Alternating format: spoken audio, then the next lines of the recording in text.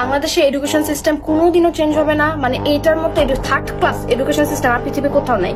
এই যে নতুন শিক্ষামন্ত্রী আসছে, হ্যাঁ মিলন, এ আসার পর থেকে যে অ্যানাউন্সমেন্ট গুলো মেক করতেছে, আমি খালি দেখতেছি যে সে বলে এক্সাম হল, টিচার রাখবে, গার্ড বাড়াবে, কিভাবে সেনাবাহিনী আনবে, 2-3 মিনিটের বেশি ওয়াশরুমে থাকা যাবে না, নকল আনা যাবে না, নকল হবে না, বাচ্চারা করতে হবে। সে সব খালি এক্সাম বেসড করতেছে।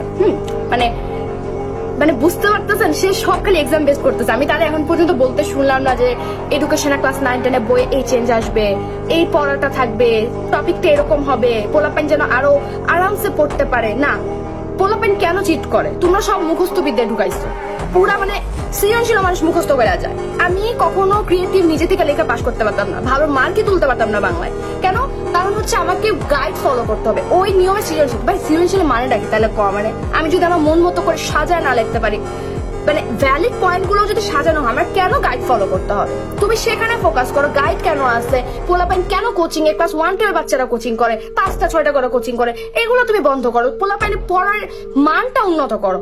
তুমি আসো এক্সাম নিয়ে, এক্সামে এটা হবে, এক্সামে সেটা হবে। এক্সাম তো আলটিমেট ফলাফল।